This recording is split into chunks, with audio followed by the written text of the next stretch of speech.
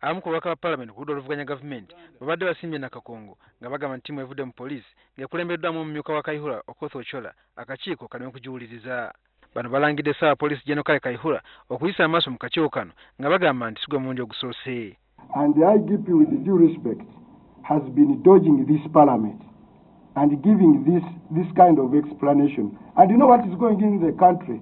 He has a lot of questions to answer. You cannot send a delegation without the head, the political head, even the head of the institution.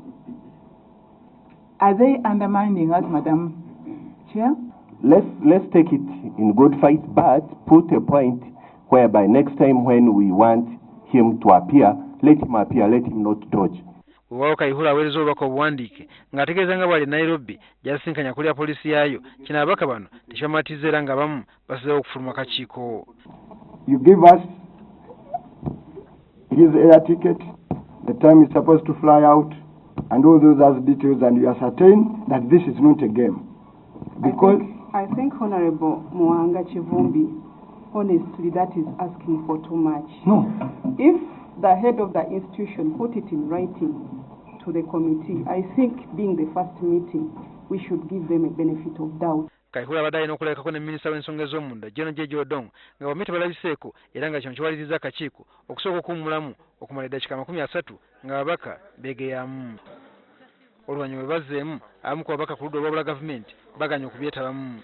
naye baba atuma lwaki tatumye Nairobi n'atumayo omumyuka we naawe kitiibwa Palamenti ya Uganda n'atakoma okwo n'amanya nti eggwanga we liyimiridde waliwo ebibuuzo bingi byatanaddamu ng'omuduumizi wa poliisi. Abamu ku babaka bano era balangidde yali omwogezi wa poliisi Judith Nabakooba nga yakulya akakiiko kano okubeeramu ne kyekubiira.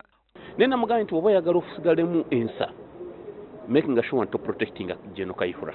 Ku makya yavuddeyo yennyini nga n'abano tebannatuuka ye ne yeefuuka ayogerera poliisi ayogerera Inspector General. Tosobola kweyisa bw'otyo ng'okulembera komiti yaki ya Palamenti naddala ng'egenda kutunula mu bajeti ya poliisi ffe tugenda okutunuulira amagye. N'abakooba okubeera mu kifo kino tekitegeeza nti alina emirimu ebiri akyali mu poliisi akola.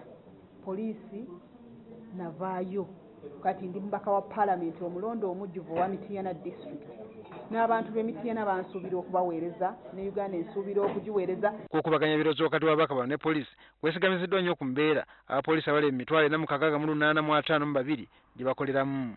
Abakesera baetadde ku kya poliisi okubanga eri mu mbeera mbi mu bintu ebisinga obungi. Banokoddeyo ebyensula nga kino kituusizza n'abapoliisi abamu okusula mu bifo ebimu nga ku kibangirizi kya ssemateeka ssaako ekisaawe Kololo. Currently, the police are able only to house 24%. We are able to house 9,409 of the police officers who are eligible. Ku biwandiiko poliisi byeze nabyo kiraze nti ku basirikale 3,942 abalina okubeera ne we basula 3,000 tebalina we basula so nga balala we basula wennyamiza. We have grown in strength as opposed to the houses which were built in those colonial times. But of course, as I said, we are building our internal capacity to construct our own houses. Kitegeezeddwa era nga bwe waliwo abasirikale abalala 600 abakafuluma mu bbanga eritali ly'ewala. Abakungu ba poliisi basabye bajeti yaabwe yongerweko basobole okugula yunifoomu n'okukola okunoonyereza okumala. Kyokka abaka poliisi tebagiviiriddeeko awo nga bakisabye ennyonnyole ku bukambwe obungi bw'ezzekozesa ennaku zino ku bannansi.